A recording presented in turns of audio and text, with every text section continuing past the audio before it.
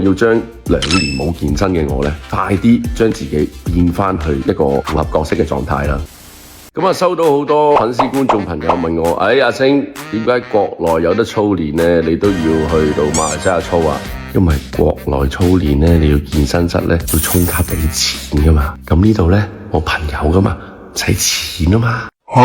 講笑啫。其實呢次呢，我嚟馬來西亞呢，因為我嘅好朋友 Brandon 啊，咁啊，其實佢係開健身室嘅。咁我同佢其實係想進行一個30日嘅挑戰。根據佢嘅餐單啦，佢嘅訓練內容啦，我自己嗰個身體變化可以去到幾多呢？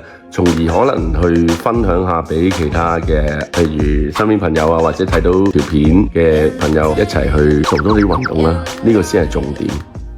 其次嘅好處呢，就係因為我一個人嚟嘅嘛，譬如去街市度或者 supermarket 度買餸都係一個人啦，咁所以以好多獨處嘅時間令到我好集中，淨係訓練、休息、直播，然之後都係休息、直播、瞓覺、開會咁樣 keep 住。第3點，因為嚟緊我喺馬來西亞啦，係需要做一啲電影嘅拍攝啦，咁所以喺前期嗰方面呢，我要將2年冇健身嘅我呢，快啲將自己變返去一個符合角色嘅狀態啦。我諗熟悉我嘅朋友都知道，我嘅演藝生涯裏面都增肥過4-5次啊，跟住減肥有4-5次啊。咁所以早啲去到馬來西亞做一個好好嘅前期準備，然之後再進入拍攝，呢個係一個好重要嘅因素。